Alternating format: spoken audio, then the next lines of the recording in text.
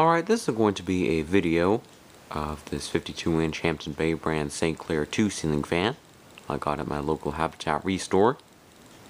I got it because I volunteer there, and basically what I do for them is refurbish ceiling fans they receive a donation and make them more sellable and run better than how they originally came in. Now, this is one of the more uncommon finishes for the Hampton Bay St. Clair 2. It's also available in Flemish brass, which seems to have been a lot more popular, at least from what I've seen. Without any further ado here, I'm actually going to get to demonstrating the fan, starting with the light kit. As you can see, that is functioning, and I'm using 4 40-watt equivalent energy-saving compact fluorescent bulbs in there to actually output a pretty nice amount of light. And I'll turn that off, turn the fan on now, and begin with the very highest speed.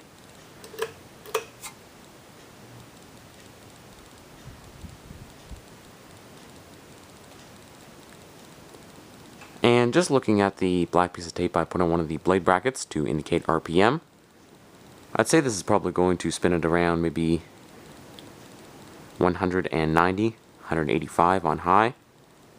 It is a little bit slower than some 52-inch fans out there, but it does push a pretty good amount of air actually. Definitely enough to cool a large room.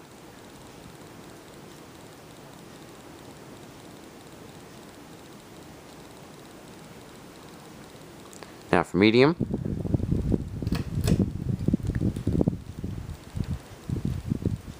this is going to slow down to about 130 to 125 RPM, somewhere close to that range. Does have a slight wobble to it, but nothing really of huge concern. And lastly, for the low speed, which I'll show with the fan and light on running simultaneously, this is going to go at about 65 RPM. I'll turn it off now.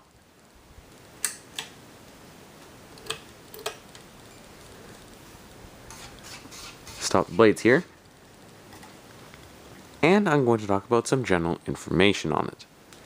I find the way Hampton Bay decided to divide up the white and polished brass is kind of odd. Most of the fan is actually white besides the blade brackets and a little piece of gold pinstriping that goes around the motor here. To make it more even, I did actually add another piece of pinstriping on the light kit, as you can see.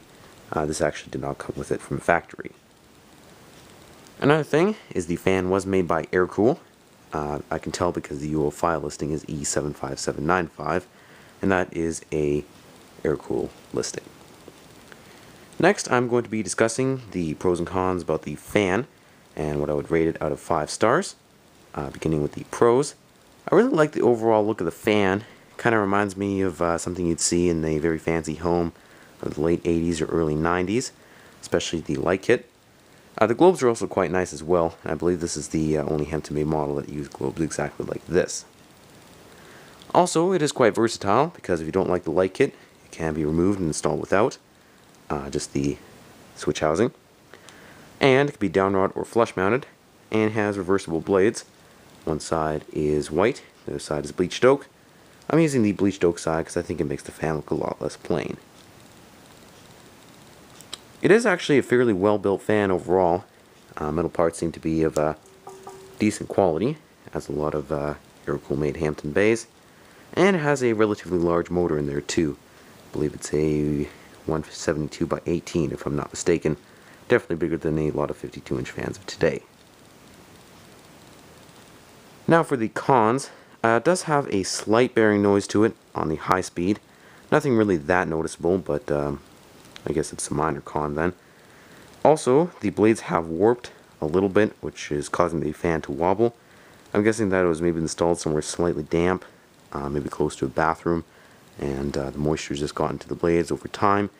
The fan doesn't look particularly rusted though, which is definitely a good thing. Overall, I'd probably have to give the fan 4 out of 5 stars, mainly because of the looks of it, and because it isn't that bad quality either. So yeah, anyway guys, thank you for watching, hope you enjoyed the video, and there's lots more to come.